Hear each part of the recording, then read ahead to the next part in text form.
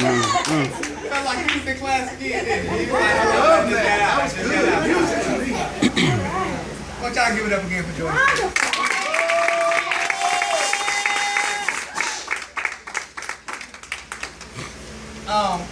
So one day, right,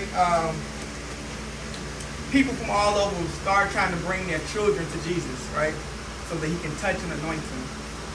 And the book of Mark and Luke tells us that the disciples began to rebuke the people, right? Like, Jesus got too busy right now. Leave your kids over there, right? And the scripture uses the word that said Jesus got indignant, right? Indignant. That's real, man, right there. Indignant. You ever got indignant? It comes from a word that it's the sound that a horse makes when he's agitated, right? You know that sound, right? No, seriously, that's the word that it comes from. And the word is used because that's the type of anger that Jesus got when they tried to keep the children from him. All right. And he turns around and he tells them that until you come to me like a child, you can't even come to my kingdom. Right? Like, he was mad. And I'm sitting there wondering, like, why does he want us to come like a child? Right? Everybody, we spend our whole life trying to get out of childhood, right? Like, you can't wait till you get grown. Until you get grown. Amen, bro. I want to be a kid again, right? But the idea is, have you ever noticed that you can tell a child anything and they'll believe it? I mean, just think of the fairy tales that we tell them, that they truly believe. The happily ever afters that we've given them, that they've embraced. Just think about Santa Claus and the Easter Bunny. And I don't mean to ruin it for anybody. If I have, so what? But the reality comes with that you didn't do nothing to convince them that that was real. Even when it didn't logically make sense, they believed that a fat man in a red suit came down their chimney even when they don't have one. Because they're children. And they take the words of the people that they love. Right. So now in hindsight, it makes sense when Jesus says, unless you come to me as a child, then you have no part of my kingdom. I mean, because think of it. He wants us to believe a gospel that says that he, God, came down to earth. That's hard. What? He was God while he was here. Wait, Trinitarian? Oh, no, right? That's hard. That's Santa Claus type stuff. He wants us to believe that he lived a perfect life. Died on a rugged cross. But here's the hardest part of the story. That he was resurrected. Only a child can believe the story. All right. Only a child can believe that. Because it's so hard to grasp. See, because the thing about it is children don't look for the details.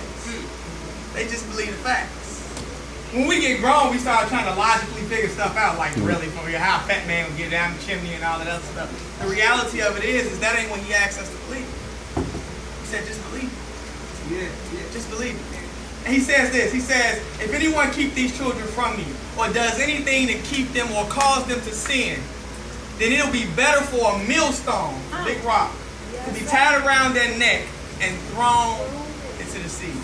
Jesus was the first mobster. Tell them how you swim with the fishes. Why? Because he values his children. He values you guys. Because you are important. He into you. You know how you want that guy to be into you? He into you. He wants you. And I'm sitting there thinking like, man, we failed you. Because we began to create programs and things to kind of keep your interest in church. And we've X'd out the gospel. We took kids to amusement parks. We've thrown picnics and extravaganzas and all types of stuff. I just took a whole youth group to see the point, so I'm guilty too. And their interest in Jesus ain't got no better. Watch out now. Watch out now. I've been teaching these same kids for 10 years, and I've tried everything. And their interest in Jesus ain't got no better. And he had to almost knock on my head and say, guess why? Because they still got a hostile part to my gospel. Because you took that out of the equation. Come on, bro. Watch out now. You thought by entertaining them that you'll keep them coming. You thought by conforming to their ways, you'll keep them coming. Yeah. Turning to their music, you'll keep them coming. Go ahead, man. Doing what they do, you'll keep them coming. Hey, let's just bop while we here, right? They'll come. Yeah. Let's throw the D-Lo shuffle on in the midst of God is an awesome God and see what happens. Come on, brother. Watch out now. We failed them. Because after all of that, they still hate Jesus. I know they won't tell you. They won't tell you. Oh, yeah. But their hearts are far from me. He says it to the Pharisees, you worship me with your lips, but your hearts are far from me. Yeah. And just look at your children. And this is to me also. I look at mine. My spiritual children, I have one. Yeah. Yeah. And I'm like, all of them. I don't know if any of them are saved. My Lord. Yes. Not one. Right. I wouldn't bet on any of them. Oh, my God. I've all my work Yeah. because I've removed the gospel. All right now. I've tried to keep them interested in church. I tried to keep them interested in religion. Uh-huh. I tried to give them an alternative lifestyle when they needed Jesus and Hallelujah. his gospel. Oh, yeah. And their response to it is either acceptance or rejection. But at the end of the day, if I give them the gospel Yeah. Yeah. and they reject, All right. so be it.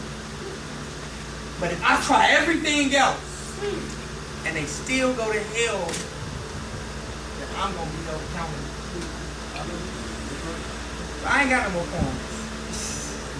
I just wanted to caution us as a church to not conform to try to keep them interested, Yes, sir. but to continue to give the gospel until they transform. And if they don't, your hands are clean. I love you guys.